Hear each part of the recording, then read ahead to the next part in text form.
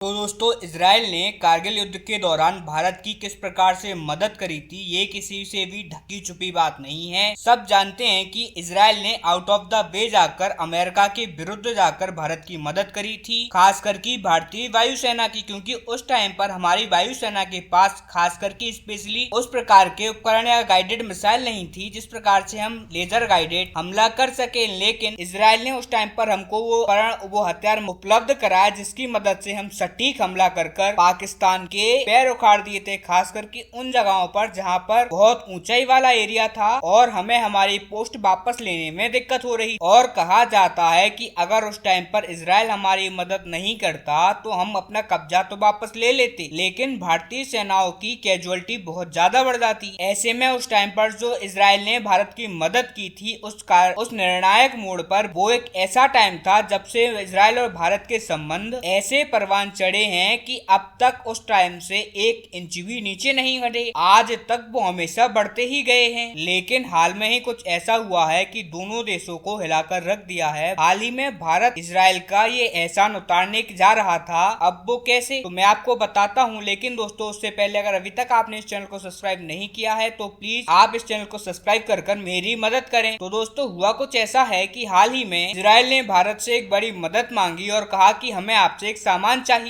और वो सामान आपको हमको देना होगा, हम बड़ी मुश्किल में फंसे हुए हैं। 7 महीने से लगातार युद्ध छिड़ा हुआ है, ऐसे में आपको हमारी मदद करनी पड़ेगी। भारत ने भी सोचा कि ये बढ़िया मौका है इजराइल का कर्ज उतारने की और भारत ने मदद करने के लिए हामी भर दी। और अब से कुछ दिन पहले ही ये मदद का सामान लेकर भारत से एक शिप चला इजराइल की तरफ और ये शिप पूरा अफ्रीकी महाद्वीप का चक्कर काटते हुए पहुंचा यूरोप में। यूरोप के अंदर स्पेन में इसको यहाँ पर रुकना था और इसको रुककर अपनी मरम्मत कर रेगुलर और फ्यूल रिफिल कर वापस से ये चल देता। अब आप कहोगे कि ये अफ्रीका का चक्कर काटकर क्यों गया, ये स्विच कैनाल के जरिए भी जा सकता था जो कि बहुत शॉर्ट पड़ता उसको। तो मैं आपको बता दूं कि हाल में ही इजराइल जाने वाली जितनी भी शिप हैं या फिर इजराइल की जो शिप हैं उन सब पर हुती विद्रोही हमला कर रहे हैं। ऐसे में उस इलाके से कोई भी सामान इजराइल की तरफ लेकर जाना सेफ नहीं है और इसीलिए एक लंबा रास्ता चुना गया और ये शिप पहुंचा स्पेन में। और जब ये शिप स्पेन में पहुंचा तो वहाँ के अथॉरिटी ने पूछा कि ये सामान किसके लिए है और इसके अंदर क्या है। तो भारतीय शिप में जो लोग तैनात थे उन्होंने कहा कि इस शिप में सामान है इजराइल के लिए और इसके अंदर कुछ विस्फोटक है। हम आपको ज्यादा जानकारी नहीं दे सकते, बस आपको इतना बता सकते हैं कि इसमें एक विस्फोटक पदार्थ है। और बस फिर क्या था, पोर्ट पर तैनात जो स्पेन की अथॉरिटी थी वो भड़क गई और कहा कि पहली बात तो इस पे इजराइल का सामान है और दूसरी बड़ी बात आप कह रहे हो कि इसमें विस्फोटक है और हम ऐसी किसी भी शिप को अपने देश में आने की परमिशन नहीं देंगे जो इजराइल हथियार लेकर जा रही हो। और इसी बात को कहकर स्पेन ने इस शिप को डॉक नहीं करने दिया, यानी कि रुकने नहीं दिया। और इसीलिए जैसे ही ये खबर पहुंची भारत और इजराइल तक तो दोनों देश हिल गए, क्योंकि उनको बिल्कुल भी उम्मीद नहीं थी कि यूरोप का एक देश ऐसा कहेगा, इजराइल के प्रति इतना नफरत दिखाएगा, क्योंकि जनरली पूरे यूरोप में प्रो